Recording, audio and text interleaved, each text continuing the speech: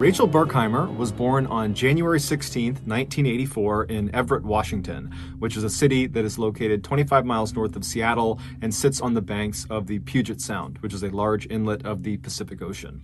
At the time of her birth, Rachel's parents, Bill and Denise, already had one child, a daughter named Megan, and so when Rachel arrived, they decided their family was complete. Initially, there was some concern that Rachel could have some health issues because by the time she was 2.5 years old, she still was not talking, and so her parents were concerned she could be deaf. But shortly after they went to a specialist about her hearing, Rachel would say her first words, and then from that point onward, her parents could not get her to be quiet. As a youngster, Rachel had a huge imagination. In preschool, she would pretend her fingers were imaginary friends and she would speak to them during class, often getting in trouble because of this. She also had a prized collection of troll dolls, who she gave very intricate backstories to. By the time Rachel was in grade school, she had developed a keen sense of humor. Specifically, she had the gift of mimicry. She could basically become any of her friends or her family members, and everyone thought it was really funny. In addition to her bubbly personality, Rachel was also a very gifted athlete who was always one of the very best players on her basketball, soccer, volleyball, or track team. All this despite growing to be only 4 foot 11 inches tall. Speaking of her smaller stature, even though she was not self-conscious about it, Rachel did wear 4-inch platform shoes virtually everywhere she went, including just going out to the mailbox. In high school, unsurprisingly, Rachel became very popular. Her father joked that he was her answering machine because her many friends would call the house day and night looking for her. But despite this abundance of friends, Rachel took all of her relationships very seriously. She never forgot anybody's birthday, and she would even sometimes send out these random cards that weren't even on birthdays to her friends and to her family members, just telling them how much she loved them. By 2001, when Rachel was 17 years old and in her 3rd year of high school, it just seemed like she was this amazing person who was destined to live a totally charmed life. However, this would not last. Of all of her friends, Rachel's best friend was an 18-year-old boy named Corey Haynes. She had met him when they were young, and they had quickly become soulmates, at least according to their families. However, their relationship was not a romantic one. It was more of a brother-sister style relationship. They spent nearly all of their time together, and in the rare times they were not together, they could always be found speaking on the phone. In the summer following Rachel's 3rd year of high school, Corey was riding in a car with 3 other students from his and Rachel's school. Rachel was not with them.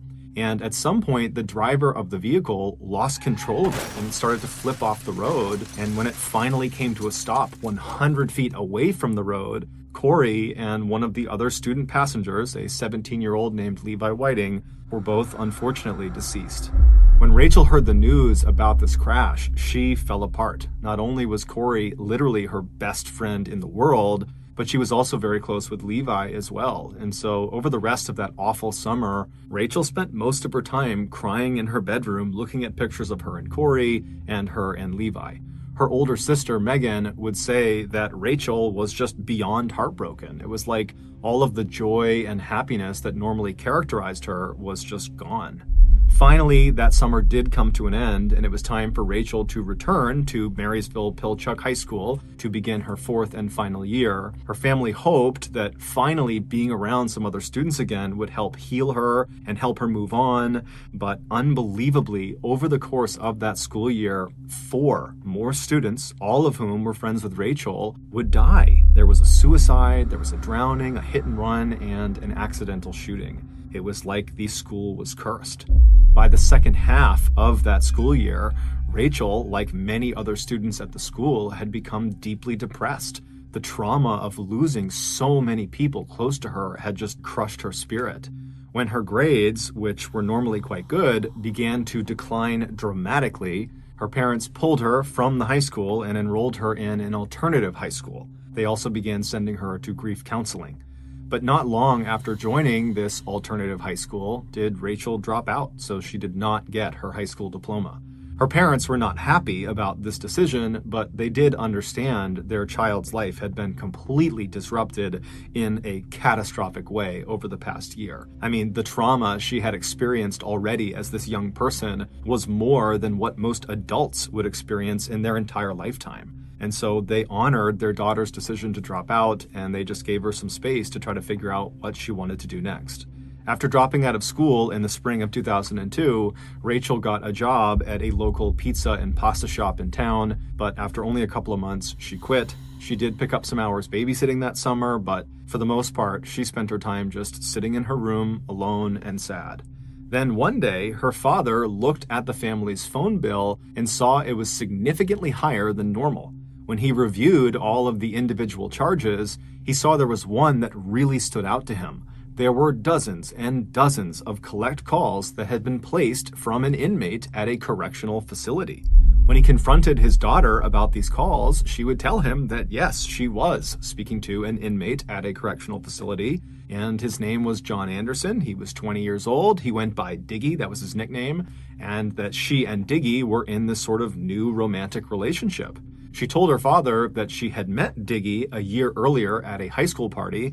This was before he was sent to jail on drug and burglary charges, and he had been very interested in her at the time, but she wasn't interested in him. Despite the rejection, though, Diggy continued to pursue Rachel well after this party, but it wasn't until a year later, when she had dropped out of high school, that she finally decided to give him a shot. Rachel would tell her father that Diggy, despite being a convicted criminal, was very misunderstood. He was actually a very nice guy who just had a troubled past, and that was why he kept getting in trouble with the law. Her father did not approve and was very worried about his daughter, but he wanted to be supportive and felt like he didn't really know the whole situation, and so he just told her, please just be careful. Not long after this father-daughter talk, Diggy got out of prison, and so Rachel, who had spent the better part of the last year shut up in her room, was now suddenly going out all the time to see him and his group of friends. It's important to understand here that Diggy and his group of friends were in reality just a group of petty criminals and drug dealers for the most part. However, they thought of themselves as a full-fledged, organized criminal gang, and they were very proud of it. And they even referred to themselves as the Northwest Mafia, and Diggy was very clearly their leader. Quickly, it became apparent to Rachel's family that a big part of, quote, spending time with Diggy and the Northwest Mafia was partying and doing drugs and drinking alcohol. And so naturally, the parents were very concerned for their daughter, who they felt was really starting to go down the wrong path in life. So over the next couple of months, Rachel's parents and her sister all tried to gently convince Rachel to stop spending so much time with Diggy and his crew because they were a totally bad influence on her. But Rachel was adamant that Diggy and his crew was making her happy, and that right now that was what she needed, that she needed to be around them, that they were really just awesome people, and that you got to trust her. And her family, they didn't trust her. They felt like, maybe she's going through a phase where she wants to date, a bad boy. They didn't really get it, but they also didn't have a way of getting through to her. It seemed like she was just convinced this is what she needed to be doing now, and so they just were kind of at a loss. Then, one day, it seemed like everything had just magically fallen into place. It was on a sunny morning in late July of that year. Rachel's father was outside working on his garden when his daughter, Rachel, suddenly appeared looking happier than she had in a long time. Bill smiled back at her and was like, "What's going on? Why are you so happy?" And she would tell him that she had a plan. She was going back to school and she was going to become a medical technician. And she was just absolutely beaming as she's telling him this news. When she was asked what had brought about this incredible change, she explained that she had recently made a new friend who was encouraging her to do this. She said his name was Maurice Rivas. He was 18 years old like she was, and he was a part of the Northwest Mafia. She told her dad that she had previously interacted with him when she first started seeing Diggy a few months earlier, but she had never really had a real conversation with him. She'd only just kind of waved and said hi whenever they were at gatherings together. But a few days earlier, when she was at a Northwest Mafia party, she and Maurice just kind of happened to find themselves alone, and so they struck up a friendly conversation. And during that talk, Maurice confided in Rachel that he was actually really unhappy, and he wanted to leave the Northwest Mafia, and he wanted to go back to school since he had actually dropped out of high school as well. And when Rachel heard him say this, she had an epiphany. She realized she felt exactly the way he did. She didn't like being in the Northwest Mafia. She didn't even know why she was in the Northwest Mafia. She didn't know why she was seeing Diggy. And it was like it all clicked for her. And so she confided in Maurice, this guy who she barely knew. She said, you know what? I feel the same way. I don't want to spend time with these people. I want to go back to school.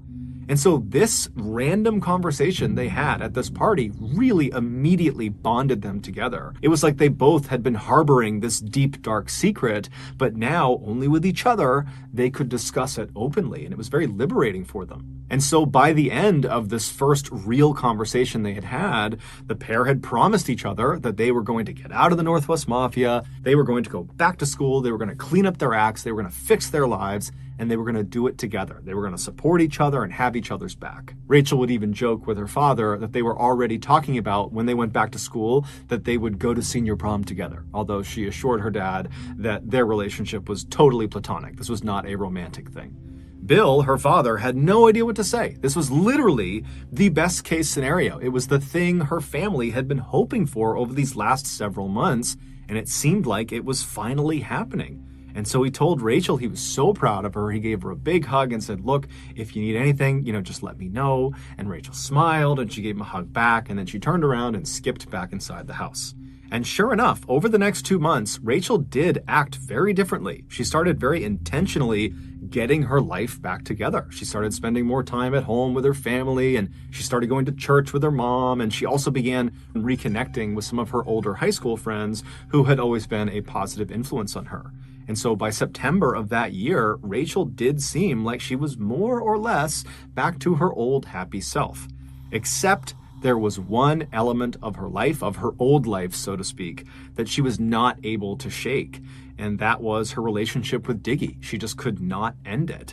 She had tried to, but apparently he didn't want to break up. And so they fell into this sort of weird on and off again relationship that kept Rachel periodically going back to these Northwest Mafia gatherings. Her family was obviously unhappy about this particular detail, but they did feel confident that given her recent changes, that she would eventually break it off for good with Diggy. And so until that happened, they were actually quietly grateful that her new friend Maurice was also still spending time with the Northwest Mafia.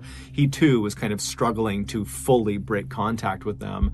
And so the family was thinking, well, yeah, they do need to leave, but for the time being, when they're at these gatherings, at least they'll have each other. On September 23rd of that year, Rachel was invited to a Northwest Mafia get-together, and she did agree to go. Before she left her house, she did not give her family very much information about what she was doing or where she was going. All they knew was that apparently she was going out to see some friends. And so that night, when Rachel did not come back home, her family was definitely concerned about her, but they assumed she must have made plans to stay out at this friend or friend's house for the night. And since she didn't have a cell phone, they couldn't call her to confirm that, and so they just had to wait until the next day to see if she would show up again. But the next day arrived, and Rachel did not show up again, and when her family began calling around to her various friends' houses, both old and new, no one seemed to know where she was. For a couple of days, the family continued to call around town and even drove around town putting up posters, asking people to come forward if they had seen her, but there was no sign of her. And so finally, on September 27th, the family went to police and they officially reported Rachel missing.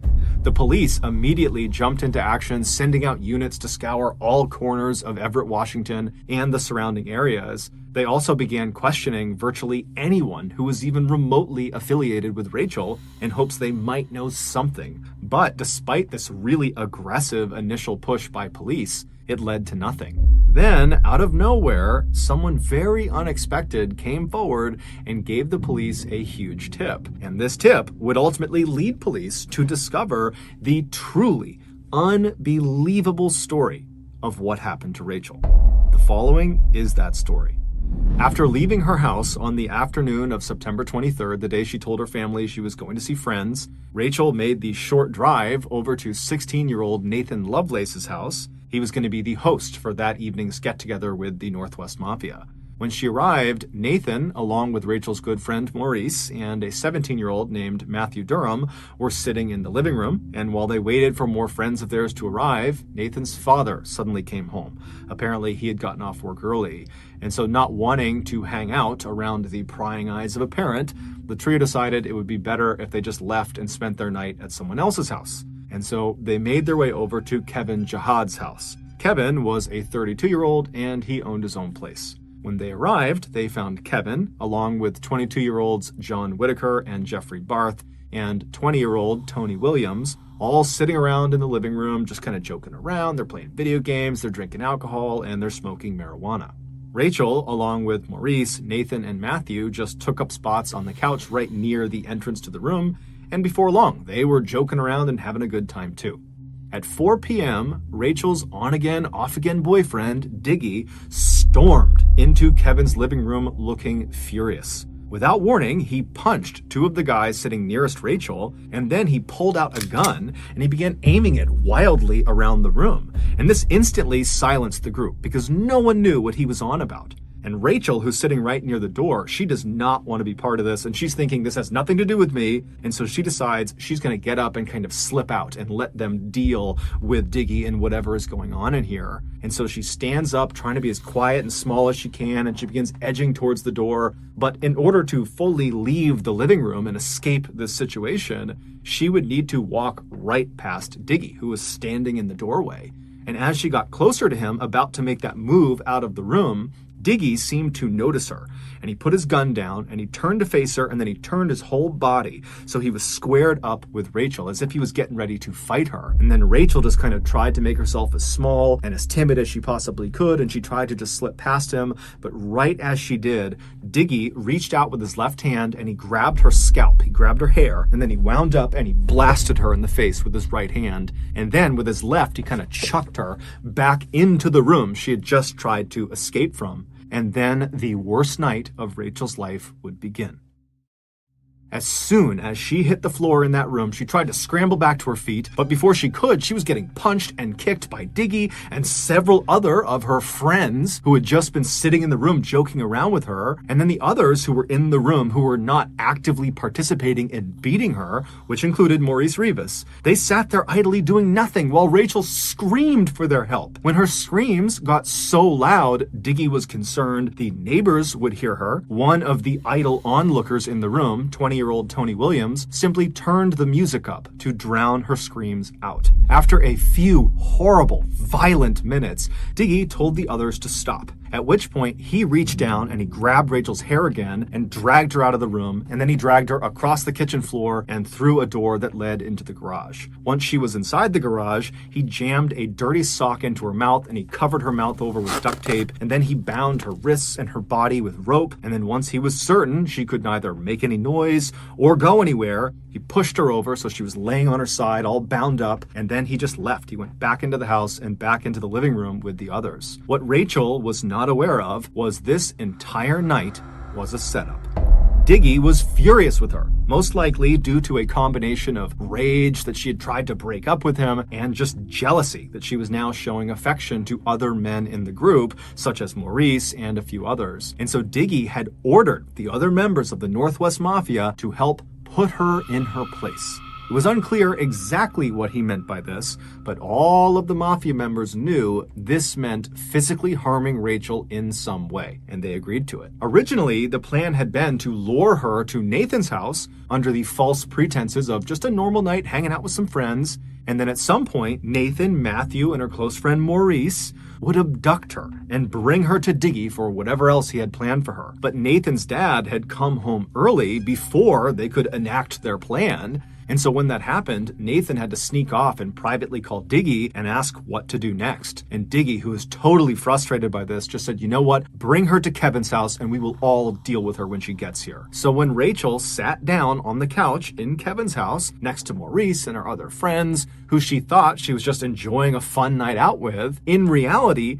they were all acting. They were trying to act like this was just another night and kind of get her off guard so that when Diggy came storming into the room pretending to be mad, which was the sign, they would all attack her. But now that the plan had worked and Rachel had fallen into their trap and had gotten badly beaten up and was restrained and helpless in the garage, Diggy didn't have a plan for what they were going to do next. So instead of doing anything, the 8 guys who had just beaten up and restrained Rachel just simply went back to doing drugs and drinking and playing video games in the living room. Then, a few hours later at 9 p.m., Kevin's girlfriend, Trissa Connor, she came home, and when she did, she entered the house through the garage. And when she saw Rachel laying on the ground, restrained, badly beaten up, her left eye is totally swollen, she ran over to her because, one, she actually didn't know who Rachel was. So this is just a random girl in her garage that's beaten up and restrained. And so she runs over to her, she rips the tape off of her mouth, she pulls the sock out,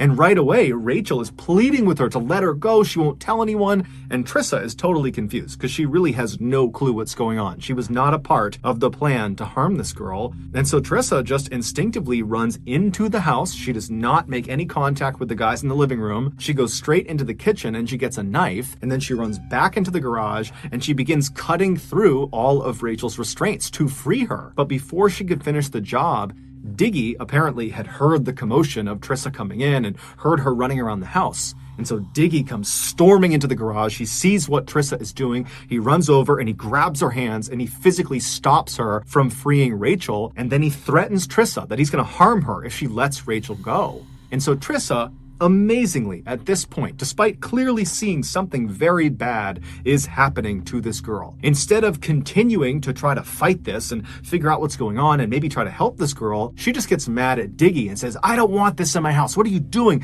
I don't want this girl in my house. You know what? I'm going to call the cops if you don't get rid of her." Meaning, I don't care what you do with her, but I don't want this in my house. I don't want to be involved with whatever this is. And then she promptly begins to leave Rachel alone with Diggy. She starts walking away, and Rachel, she's heartbroken. This was her way out. She was about to be let go, and now Trissa is leaving her behind. And so Rachel's begging her to come back. "Please, you gotta let me go." But Trissa didn't listen. She walked into the house and shut the door behind her. And then Diggy, who was still in the garage, he just immediately turned around. He tied Rachel back up. He stuffed the sock back in her mouth. He taped her shut. And then he went right back into the house and shut the door, leaving Rachel all alone again. But a few minutes later, Diggy would come back, this time with John Whitaker, and the two of them would show up with this black duffel bag, this huge bag. And they walk over to Rachel, who's now whimpering in the corner. She'd kind of pushed herself to the side. And they lifted her up and they forced her small body into this black bag, and then they zipped it shut. And while they did this, Matthew Durham, who had been in the living room, he had gone outside and gotten his red Jeep, and he had backed it up to the closed garage door. And then once Diggy and John had Rachel secured in this bag, they opened the garage door up and they put her in the back of the Jeep and they shut the Jeep's back door. And then Diggy ordered John, along with Matthew and Rachel's friend Maurice, who had just come outside, to just go drive around town with Rachel in the trunk until he, Diggy, figured out what they were going to do next. And so the trio hopped in the red Jeep and did what their leader told them to do. They began driving around Everett with Rachel in the trunk, and this whole time Rachel could clearly hear anything that was said inside of the vehicle, but apparently during this initial drive around, the trio didn't talk. So it's unclear if she understood who was actually with her. But eventually, during this drive around, one of the 3 young men in the Jeep got a call from Diggy, who told them he had his plan, so come pick him up. At this point, the trio decide, for whatever reason, to just dump Rachel somewhere, basically stash her somewhere in her bag, and go pick up Diggy. And then once they had Diggy, they would go back, they would get Rachel, and then they would figure out what they were going to do. They'd hear the plan that Diggy had in store. And so Matthew drove the red Jeep about 10 miles north of Everett to a quiet cul-de-sac in this suburban neighborhood. And then once the Jeep was stopped, Matthew and Maurice got out and they went around to the back of the Jeep, they opened it up, and they pulled Rachel out of the trunk and they walked her over and put her behind some big tree on someone's front property. Now, it's nighttime. This was not a well-lit up area. And so they thought by putting her behind this tree, she'd be out of sight of the road and, no one would see her. And they also decided that one of them would need to stay back and guard her to make sure she didn't escape or that nobody did accidentally find her. And they decided Maurice would be the one who would stay back and do that. And so after Rachel has been planted behind this tree, Maurice made his way over and he sat down next to her. And then Matthew and John, they just drove off in the Jeep to go get Diggy. And so once the Jeep had driven off, Rachel, who could clearly hear their discussions and she could hear the Jeep pulling off, she knows she is now alone with her good friend Maurice. And so this is her opportunity to plead with him to help her. And so as soon as she hears that Jeep is gone, she starts screaming through her gag on her mouth to try to get his attention. And it worked. Maurice quickly unzipped the bag and pulled her gag off, but he didn't untie her. And right away, Rachel, she is so upset. She's frantic. And she says to Maurice, "They're going to kill me if you don't get me out of here. You have to free me." And Maurice was just very nonchalant. And he said, "Yeah, I think you're making a big deal about this. You're going to be fine. Just go along with it. It's not a big deal." But Rachel couldn't believe what she was hearing. And so she's saying, "Maurice, don't you get it? They are going to kill me. This is the chance. Let me out. Save me. You're supposed to be my friend. Let me go." But Maurice just continued to do nothing. He just kept telling her it wasn't a big deal. She was blowing this up out of proportion. And then at some point, Rachel, after quite a bit of time had passed, and now she's thinking, Diggy and the others, they're going to be back soon. And so she says to Maurice, "You know what? If they're going to kill me, I just don't want to be drowned. I'm terrified of being drowned. At least make them shoot me. Make it quick." And at this, Maurice just doesn't say anything. And instead, he reaches down and he grabs the sock and he puts it in Rachel's mouth. He puts the tape over her mouth and then he presses her down into the bag and he zips it shut. And then he waits for Diggy and the others to come back. And sure enough, just a couple of minutes later, Matthew, John, and Diggy returned in the Jeep to the cul-de-sac. They got out and they lifted Rachel up inside of the bag and they brought her back over and put her in the trunk of the Jeep, which now contained 4 new shovels. And then once the trunk was shut, all 4 men piled inside as well. And then Diggy told Matthew to head out to a particular off-roading spot he was familiar with. It was about 30 miles to the northeast. And over the course of this hour-long drive, Rachel could hear everything being said inside of this Jeep. And she would have heard all the details of exactly what Diggy had planned for her. And so she knows what's going to happen to her, but she can't do anything about it. She's just bound in the back of this Jeep. And so around midnight, they reached their destination, this off-roading site, which was basically this thick forest at the foot of a mountain near a small pond. And once they parked, the men got out, leaving Rachel in the trunk with the trunk shut, and they began walking around the back of the vehicle and started looking on the ground until Diggy said he had found a spot that he really liked, and it was about 10 or 15 feet behind the vehicle. And so once this spot was identified, the men walked back to the Jeep, they opened up the trunk, and they left Rachel, but they pulled out their shovels.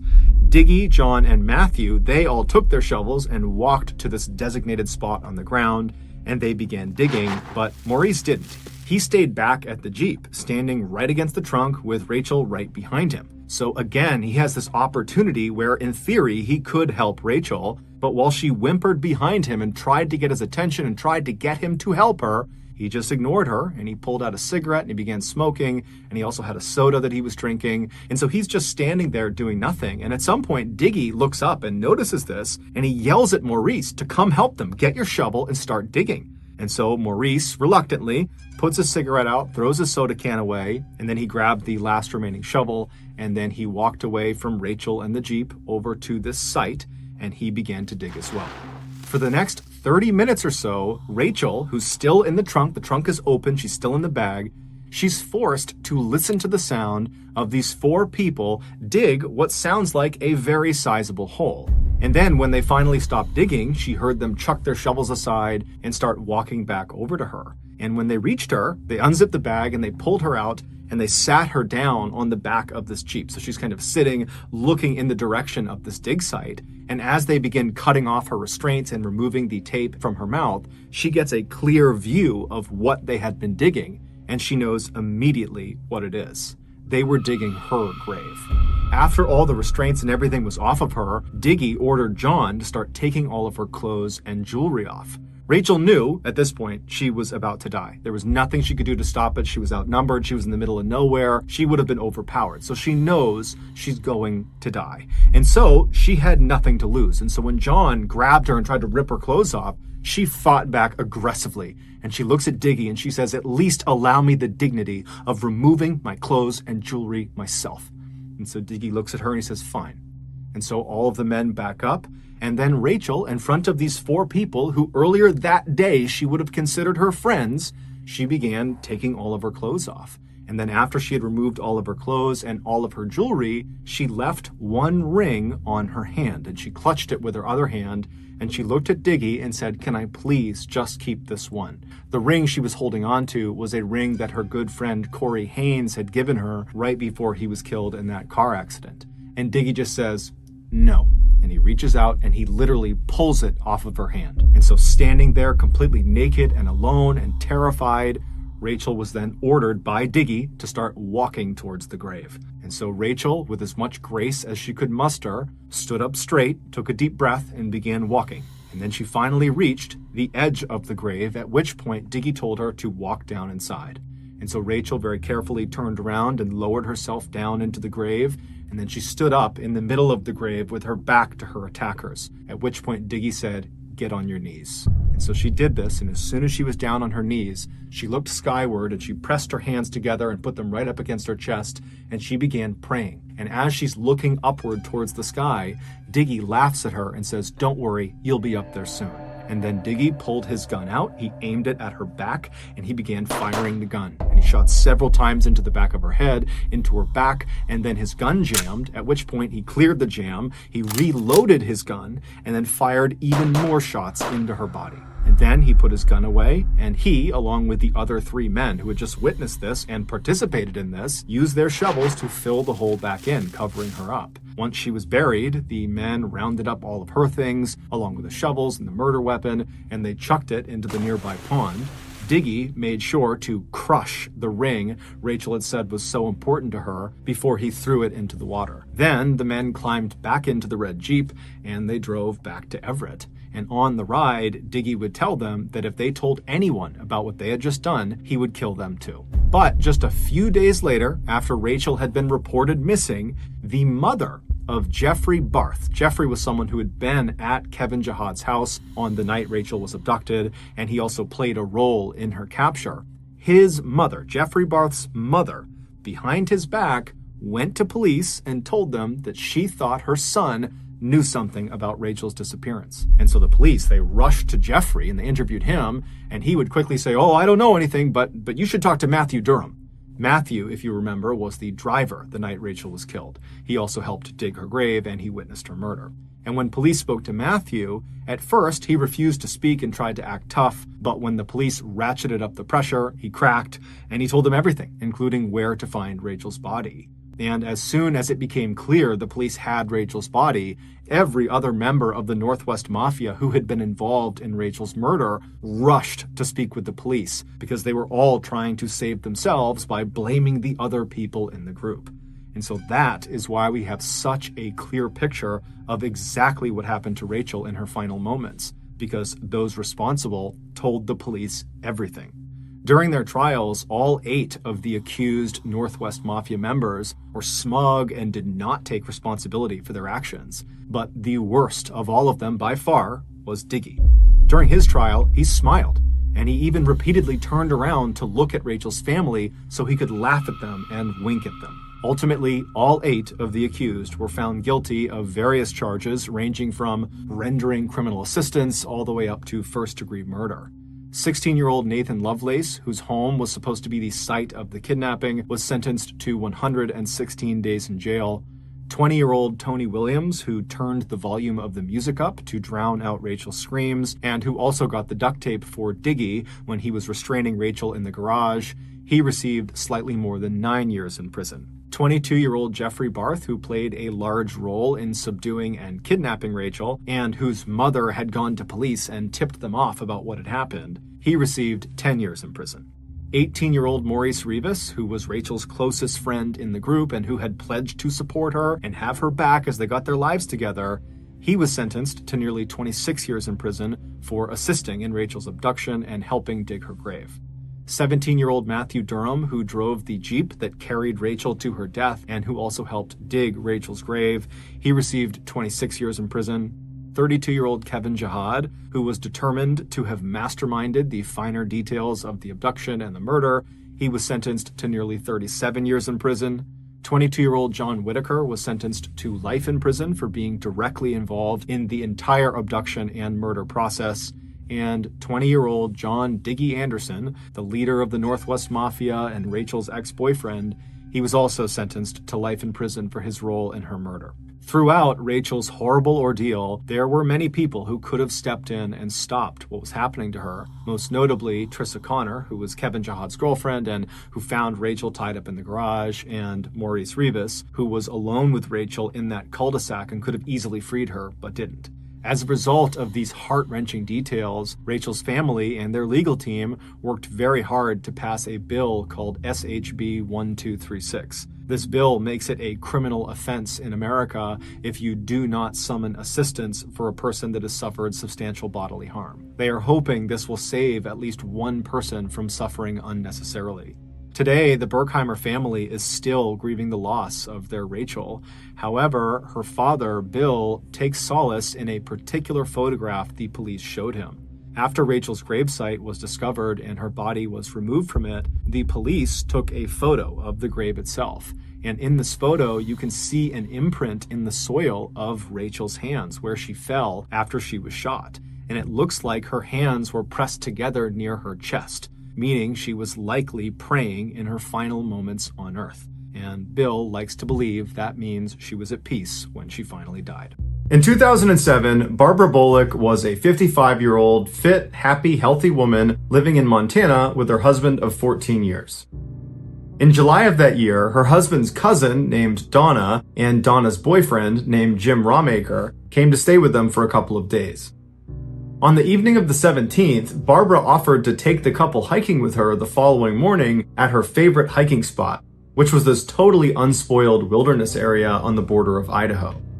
Barbara liked to hike a particular trail that brought her up to the Bear Creek overlook that had this incredible view down to the valley below. The couple happily agreed, but the following morning, Donna was not feeling so good, so she couldn't go on the hike. But her boyfriend, Jim, was still feeling up for it and said, "I'd still like to go." And so he and Barbara wound up doing the hike on their own. At 1:30 that afternoon, Barbara's husband got a phone call from a police officer saying his wife was missing. And her husband just couldn't understand that. Barbara hiked in that area all the time, and she had been with Jim, so where could she have gone?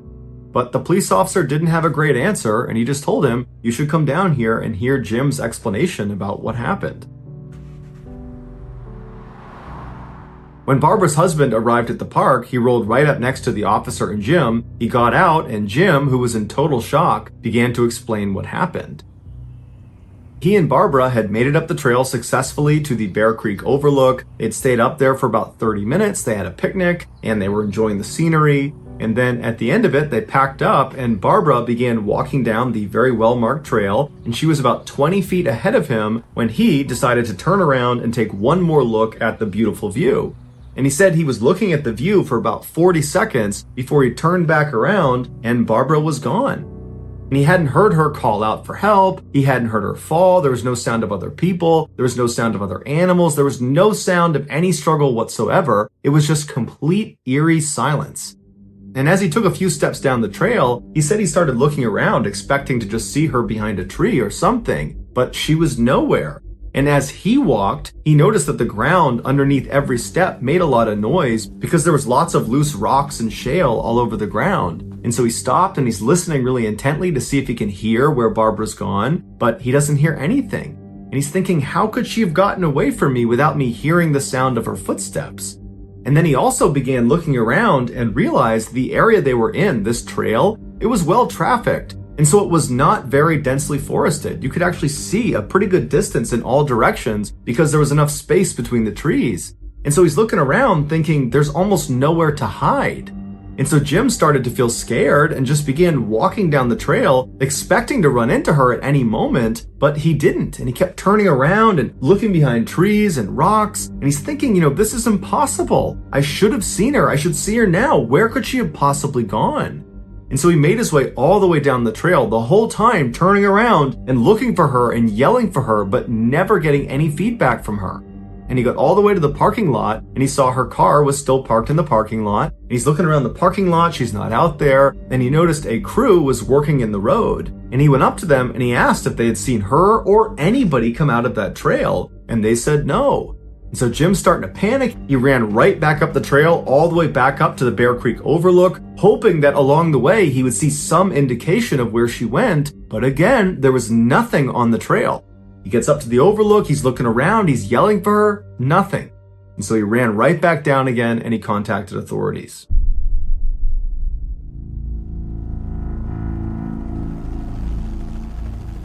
Over the next 48 hours, a huge search was launched all around this area for Barbara. It included helicopters and huge search teams and highly trained sniffing dogs, but nothing was found. There was no signs of foul play. There was no signs of an animal attack or some sort of abduction. There was nothing. Not even her scent was found. Despite the fact that the dog's handlers knew exactly where her last position was, but none of the dogs picked it up, which is highly unusual. It really was like she had vanished into thin air. At first, Jim was obviously a suspect because he was the last person to see Barbara alive, but he never changed his story despite how far-fetched it seemed, and he was very cooperative and was very quick to offer to take a polygraph test, and so the police ruled him out as a suspect. And shortly after the search started, they shut it down because there was no sign of this woman anywhere. And so unfortunately, her family had to face the awful reality of getting zero closure. She was just gone and nobody knew what happened. And unfortunately, to this day, we still don't know what happened because no trace of Barbara has ever been found.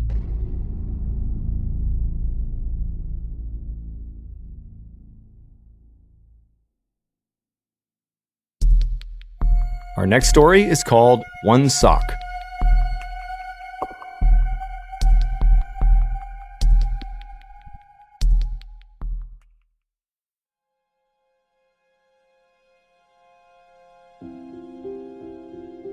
In late August of 2004, Kevin Bardsley and his 12-year-old son Garrett went on a father-son Boy Scout camping trip in the Uinta Mountains in northern Utah. Their campsite was situated next to Lake Quiberon inside of the Wasatch National Forest. The lake was actually pretty remote and difficult to access because it was almost completely surrounded by huge mountains. The only side you could get to the lake on was its western side, but the western trail leading to it was very cumbersome because you had to bypass 7 different lakes. And so by the time Kevin, Garrett, and the rest of the Boy Scouts and their fathers were at the lake, they were at least an hour's hike away from the nearest civilization.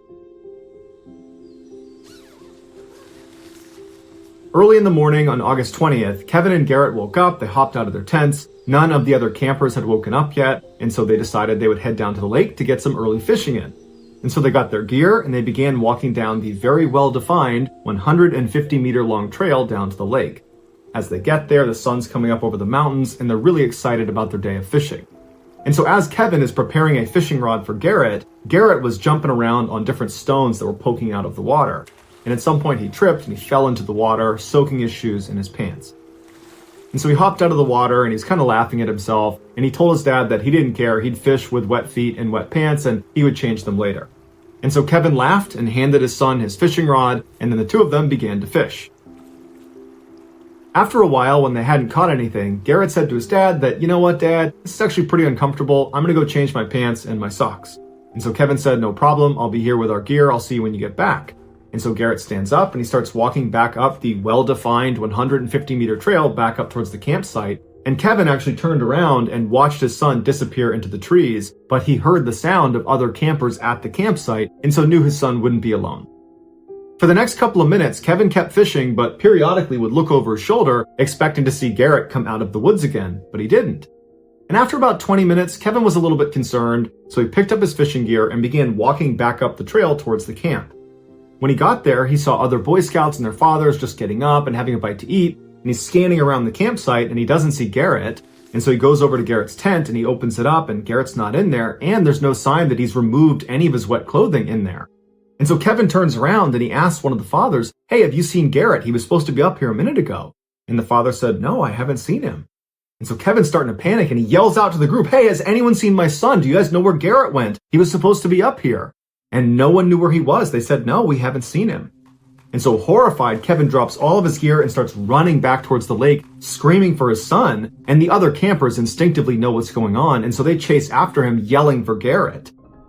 Almost immediately, the sheriff's department was notified and they launched this huge search that included the FBI. And so hundreds of people have descended into the area around the lake and they're looking for Garrett. They can't find him. But later that afternoon, searchers were about a half-mile away from where Garrett was last seen, and they found a single Nike sock that appeared to have been removed from a wet foot wedged into one of the boulders in this huge boulder field. Garrett's mother would confirm that was Garrett's sock, and so the search effort was shifted to this big boulder field, and for days they looked all over the place for him, but there was no sign of Garrett anywhere, and so eventually the search was terminated. The authorities determined this was an accident, that Garrett's father and the other campers had nothing to do with Garrett's disappearance. What their theory was is Garrett must have gotten lost on the walk back to the camp and then ultimately died of exposure. But the idea that a boy of Garrett's age would get lost along a well-defined 150-meter-long trail that he was familiar with, that he had been on that day, that seems a little far-fetched. Also, as Garrett was walking down that trail, he would have heard the sounds of the other campers in the campsite. So that would have helped him figure out exactly where he needed to go. He's on a well-marked trail, he's walking towards the sound of the voices. But he never made it to the campsite because no one at the camp saw him, and there was no sign that he had put his wet clothes in his tent. So something happened to Garrett almost immediately when he left his father that caused him to wind up a half-mile away in a boulder field with one sock missing.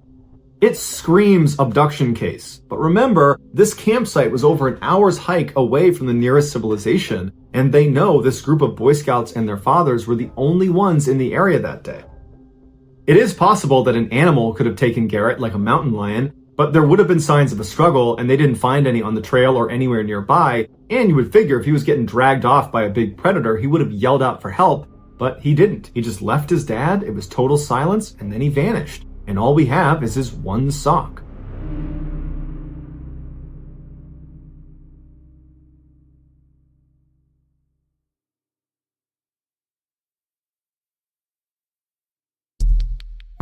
The next and final story of today's episode is called I'm Looking for You.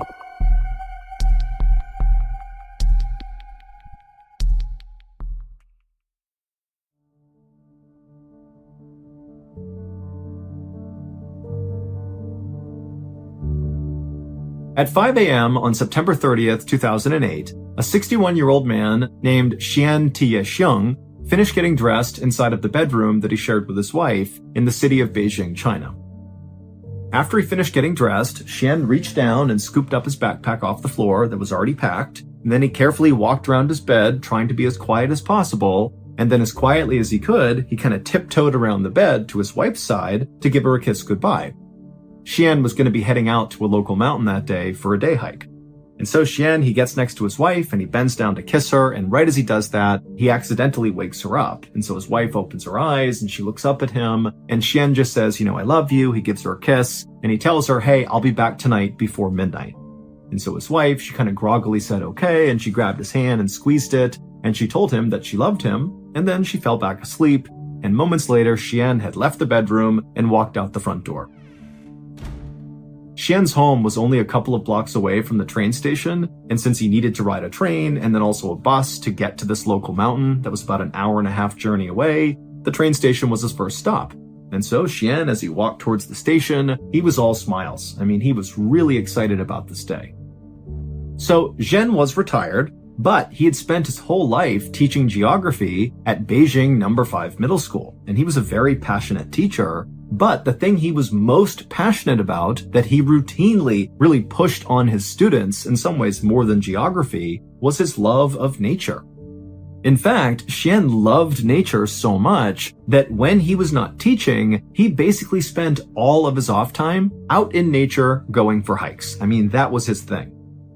And today, Jian was especially excited about his hike because he was hiking one of his favorite trails. It was located on Mount Miaofeng, which is a mountain located 30 miles to the northwest of where Jian lived. And this mountain was quite famous because of all the sacred and ancient temples that kind of dotted the mountain all over the place. And then also there were all these beautiful roses, like the flower, that would bloom all over the mountain in the summer. And so it's just this totally strikingly beautiful place. And normally, Jian would actually hike up this trail and then actually camp out on Mount Miaofeng, mostly because on the summit, there was this incredible view of downtown Beijing. And at night, the view is like spectacular with the city all lit up. But on this particular day, Jian knew an overnight stay was not possible because he had to be back home by the next day because it was his mother's 90th birthday. And he was very close with his mother, and he was not going to miss that. And so Jian eventually made it to the train station, he bought his ticket, he boarded his train, and then he sat down in a seat, and as soon as he did, he opened up his bag and pulled out a stack of papers. For this hike, Jian had packed himself some food and water inside of his backpack. He also packed a newspaper called the Beijing Youth Daily, and he brought along his diary. But his diary was a little bit unique. Jian, because he loved nature so much and didn't like the idea of wasting anything, what he would do when he was a teacher at Beijing No. 5 Middle School, he would just take scrap paper and start writing on that. And he would compile all his scrap paper into these sort of diaries that he would keep. And so Jian passed the time on the train by writing in his diary, aka his stack of scrap paper, and also reading this newspaper. And Jian knew he really needed to read the entire newspaper pretty quickly, because by the time he got to the mountain, he was going to do what he always did, which is he would bring a newspaper with him on a hike, and as he walked, he would take out a page periodically and tie it to a tree, kind of marking his way. That way, when he turned around and came back down, he would have his path marked, because Jian did not always walk on a clearly marked trail, and so this was his way of not getting lost. And so Jian would ride the train car, and then he would get off and he would board a bus, and then finally, right around 7 a.m., that bus would come to a stop in the tiny village of Changfang, which is located right at the base of Mount Miaofeng. And so Jian grabbed his backpack, he hopped off the bus, and then began walking through the village towards the mountain. And then by about 7:20 a.m., so not long after Jian had left the bus, he was almost up to Mount Miaofeng when he pulled out his cell phone and he called his cousin. It was a brief conversation, and all Jian really wanted to do was just to make sure his cousin was going to be around the next day for Jian's mother's birthday. And the cousin said he would, and so Jian told him, okay, I'm going hiking today, and I will see you tomorrow. And then he hung up. And then, only a couple minutes later, Jian disappeared into the beautiful forests of Mount Miaofeng. So Jian's wife did not expect to hear from Jian at any point that day, because she knew he would have terrible cell phone service up on the mountain. But she did expect her husband to be home on time. He had told her that morning before he left that he would be home that night before midnight. And if you knew Jian, you knew this guy was never late. He said, I'm going to be someplace at a certain time, he would be there. So when 10 p.m. rolled around that night, and still Jian was not back yet and he had not called, Jian's wife was actually not worried. Because she was thinking, okay, well it's 10, he'll be home in the next couple of hours, because he said he'd be here by midnight tonight, and he will be here tonight. And so she went to bed expecting to wake up and see Jian in bed with her in the morning. But the next morning when she woke up, Jian was not in bed, so he did not come home, and so his wife immediately was very concerned and began calling Jian's family, and nobody knew where he was. And so that day, the family went to the police and they reported Jian missing.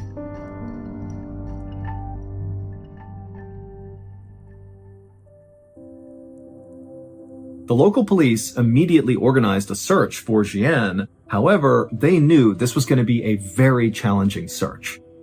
Mount Miaofeng is not some enormous mountain by any means. It's a decent-sized mountain, but, it's really known for having these paths that twist and turn all over the place, so it's pretty easy to get lost. And then also there's a whole bunch of sheer cliff faces kind of all over the place, so if you're not paying attention, you could literally just walk off a ledge. So in short, this is a dangerous and confusing place. And at the same time that this search was happening out on the mountain, the police were also in contact with Jian's cell phone service provider to see if they could track down Jian's cell phone, because obviously if they could find that, they might find Jian too. But the only way a cell phone can be tracked is if the cell phone is on. Because when it's on, it connects to the nearest cell phone tower, and that's how these service providers are able to tell where these phones are. They look to see which tower it's connected to. But when Jian's cell phone service provider looked for his phone, they quickly determined his phone was off. So unless the phone came back on again, they would not be able to locate the phone. However, they were able to pull all of Jian's cell phone signal history up until his phone was turned off. And what they found in this signal history is the day before, so the day Jian went missing, his cell phone was on at 4 p.m. that evening, and he received a phone call at 4 p.m. And the service provider was able to see that when this phone call came in, Jian's cell phone was not where they thought it would be. It was not high up Mount Miaofeng, it actually was near the base of the mountain. And when police reached out to the person who had called Jian at 4 p.m., they discovered it was just a friend of Jian's, and this friend said that Jian said he was coming down the mountain now and he'd be home soon. So this new information did basically line up with what Jian had told his family he'd be doing that day, just a quick day hike, although again, they kind of expected it to be a little bit longer. It seemed a little odd he'd be down the mountain by 4 p.m., but still, this basically lined up with what they thought he was doing.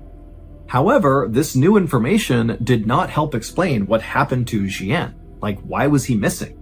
The expectation was he must have gotten lost or hurt or something up on this mountain. Maybe he's stranded somewhere and can't go anywhere. But now, based on this phone call, it sounded an awful lot like Jian was not even on the mountain when he disappeared. So where was he? Police had already checked all the bus stations and train stations in the area, to see if maybe Jian took a different way home or something. But when they went to all these different stations, there was no evidence that Jian had been to any of them. And there was another problem. Members of Jian's family told the police about Jian's habit of tying newspapers to trees to mark his trail as he hiked. And the family told the police that Jian did this every single time he hiked, and his wife told the police that for sure she knew her husband had brought along a copy of that newspaper. So by all expectations, there should be markers up on that mountain literally leading searchers to wherever Jian went. But after an entire day of searching Mount Miaofeng, they didn't find a single newspaper anywhere.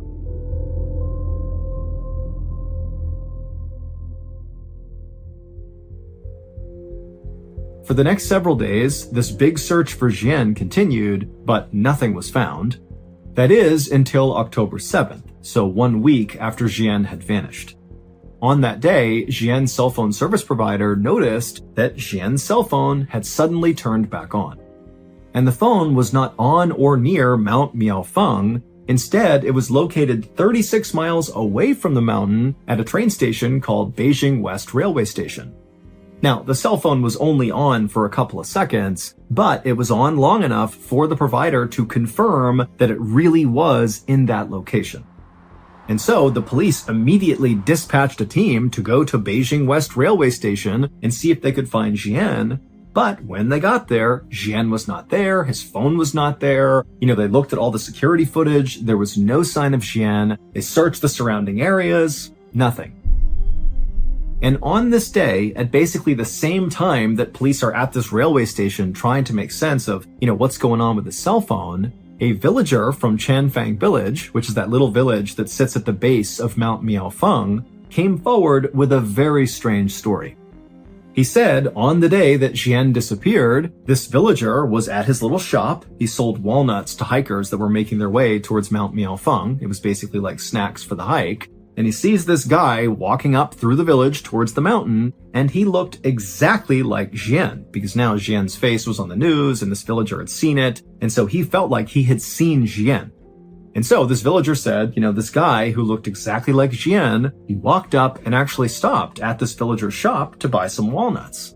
And this villager and this man who looked like Jian, they just chatted for a few minutes, and at some point, this guy who looked like Jian, asked the villager, hey, these are great, but where else can I buy walnuts? I want to buy other types of walnuts and bring them back to my family. And so this villager was like, oh yeah, well, the best walnuts in all of Beijing are actually located about 30 miles away at the base of another mountain. It's called Tietua Mountain, and there are vendors over there who sell the best walnuts. So that's your answer right over there. And then after the villager said this guy who looked just like Jian, it's like everything changed for him. It's like his expression changed, his tone changed. It's like he's been given this information that's changed his life, about these walnuts. And he says to the villager, okay, I'm going to go there right now. And without saying anything else, this man just turned and began quickly walking away from the walnuts, back through town, back towards the bus stop. So away from Mount Miaofeng. In theory, this guy is going to the bus to commute 30 miles to this other mountain, Tietua Mountain, to get these walnuts? I mean, the villager does not know this guy, but even he felt like this is bizarre. This guy comes up, he's buying snacks to go hike Mount Miaofeng. He seems really excited about it. And I offhandedly mention these walnuts and he's like, boom, I'm out of here. I'm going to go 30 miles to this other mountain to get these walnuts. It just seemed weird. And then when police spoke to Jian's family about this new information, they would learn that Jian did not have a special interest in walnuts, and neither did his family. And even if there was a reason why Jian just really wanted these walnuts, he would not have had time in that day to take the bus 30 miles to Tietua Mountain, get these walnuts, go 30 miles back, and hike up Mount Miaofeng, because he can't stay the night. He needs to come back tonight in order to go to his mother's birthday party the next day. So it just made no sense.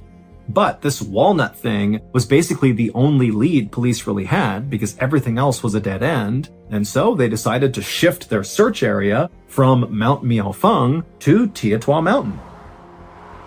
And pretty much right away, they saw something that gave them hope that Jian could be here. They found pages from the Beijing Youth Daily newspaper tied to trees on the mountain. And when they looked more closely at the newspapers, they found the publication date of this newspaper lined up with the copy that Jian would have had with him on the day he vanished. And so, of course, the searchers just began following this trail of newspapers, hoping Jian would be at the other end.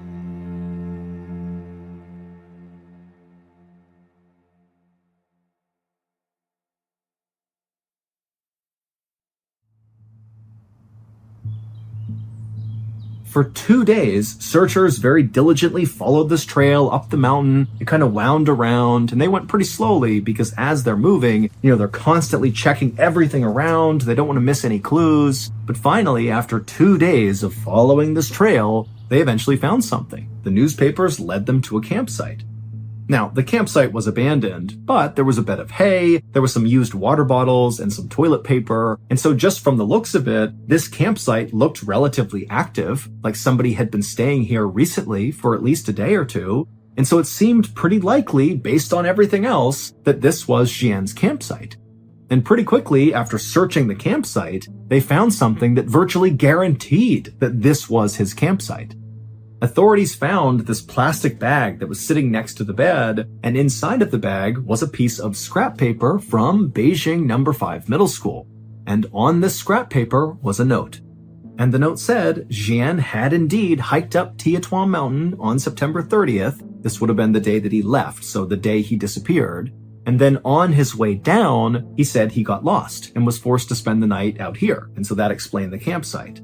And then on October 1st, so that would have been the day after he spent the night out here, he said he was going to attempt to follow the ridge line down the mountain to a nearby village to safety. And this note ended with the phrase, "Leaving this note here just in case, love to everyone who passes by." Now, at first glance, this note was like amazing news because suddenly it seemed totally possible that Jian was just fine. I mean, the way the note was written, it sounded like he was at least healthy and safe. Albeit, I'm sure he was not happy to be stuck up on a mountain, but, he loved being in nature, and so he seemed okay. And then he had a reasonable plan for how he was going to get out of there, follow the ridgeline, go down to a village, go to safety. But as the police analyzed this note, they noticed that some things were off about it. First of all, this note basically directly contradicts other facts of this case. Remember, cell phone records prove Jian got a phone call at 4 p.m. on the day he went missing from his friend, and his friend would report that Jian told him that he was coming down Mount Miaofeng and he'd be home soon. But according to the note they found, that was not possible, because the note said Jian at 4 p.m. on September 30th, the day he went missing, he would have been on Tietua Mountain, either hiking up or being in the process of getting lost and, ultimately making that campsite where he camped out for at least one night. And so in addition to this factual discrepancy with this note, another issue with the note was just the way it was written. Now, Jian's wife had a chance to look at the note, and she would say, "That is my husband's handwriting." But the note contained a bunch of very strange language choices that just didn't make sense for Jian to be using. For example, this note, which really should have been a first-person point of view, Jian has gotten lost, he's by himself, he's writing to the world, kind of letting somebody know what's going on with him, and so it really should have been written in the first person. My name is Jian, I am lost, here's what I'm doing. But the note was written in the third person. Jian got lost on the mountain, and so he is going to camp out for the night, and tomorrow he's going to make his way out to safety. But despite being written in the third person, it did sound like somebody was talking about themselves. It did not feel like somebody else was attempting to document what Jian was doing. But by far, the weirdest part of this note was the tone shift that happened about halfway through. So the first half of this letter was written, albeit in the third person, but it was grammatically correct and sort of formal, like you would expect from a very well-educated retired teacher. But once you get to that second half of the note, the grammar started being really awkward, and then the very final line, which says, "Love to everyone who passes by," that actually sounds totally awkward in Chinese. So, "love to everyone who passes by" is the translation into English, and that basically makes sense to us, like that's not an awkward phrase. But if you put it back in Chinese, it's so awkward. It would be like if I tried to say to you, "I take the bus to work," but instead I said, "To work, take bus," right? Like I wouldn't say it that way, and it would immediately seem very awkward for anybody who knows me if I wrote or said something like that. And so this last line stood out so much that actually police and friends and family of Jian assumed he must have left that in there as like a secret message or a code, like a distress signal, especially when you consider the other weird factors around this note. But nobody could figure out what it meant.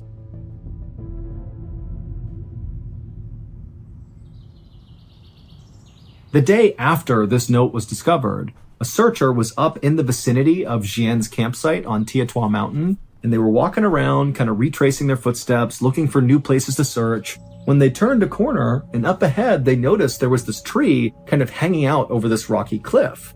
And dangling from the tree was something gray that looked sort of out of place.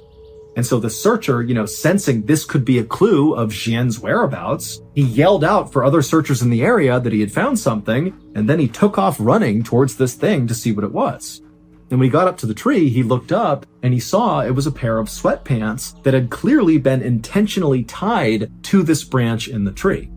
And so the searcher, he reached up and grabbed one of the pant legs and kind of tugged on it. And when he did, all these white things began falling out of the pants and landing on the ground. And when the searcher stopped and looked down to see what they were, he couldn't believe it. It was a whole pile of human bones. However, they were not Jian's.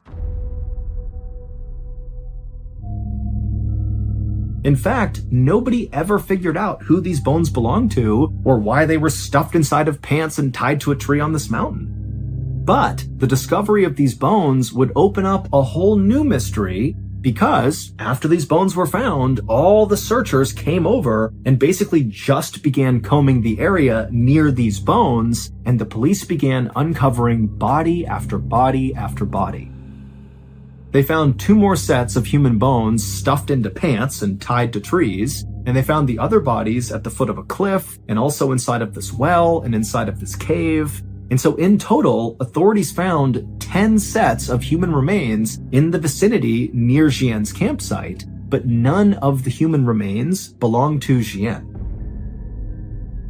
Officials were only able to identify a few of the bodies, and they were not able to figure out how they died or whether or not foul play was involved. But the discovery of those bodies did mean one thing for Jian's case. It meant, all these people had previously gone up Tietua Mountain before Jian went up and vanished. And when these other people went up the mountain, clearly something horrible happened to them, and we don't know what it is. Is there a killer on the loose? Is there some animal or creature out there that's taken people out? We don't know. But what started to happen since Xian went missing and his story was all over the news in China is that all these other hikers who've been on Tietua Mountain before have begun sharing their experiences when they hiked up Tietua Mountain, and some of their stories about what they've seen on that mountain are horrifying. One person said they were walking up the mountain, they had their partner with them who was a little bit farther back the trail, and so they're kind of walking up on their own, and the first person, as they're walking up the trail, suddenly sees this guy just kind of come out of nowhere wielding an axe, and he walks up to this person, and all he says is, "Are you alone?" And the hiker's like, "No, my partner's back there, they're coming up here, what's going on?" But the axe man, he basically acted like he didn't even hear their answer, and he just asked it again, "Are you alone?" And the hiker was like, "No, my partner's back there." And the Axeman again just said, "Are you alone? Are you alone? Are you alone?" And this axe person kept doing that until the hiker and their partner just turned and ran. And then another hiker shared a story about how they were walking up a trail on Tietua Mountain, and at some point they lifted their head up, and he saw a little ways up the trail, kind of off the trail, so in the tree line, were all these people, like this group of strangers, just standing there motionless, kind of half behind trees, like they were kind of trying to hide themselves, but also not. And they were just staring at this hiker, unmoving, not speaking, just staring. And so the hiker, they look up and they see this, and they were so unnerved so quickly that they just turned and left, and they have no idea who those people were. And so obviously we have no way of verifying these other hikers' stories about what they saw on Tietua Mountain. But when you combine their testimony with Jian's story, it really makes you wonder, what's going on up there? The official search for Jian was called off at the end of October, so roughly 1 month after he vanished. But unofficially, the search for Jian continues to this day. However, they still have not found his body, and basically no real progress has been made.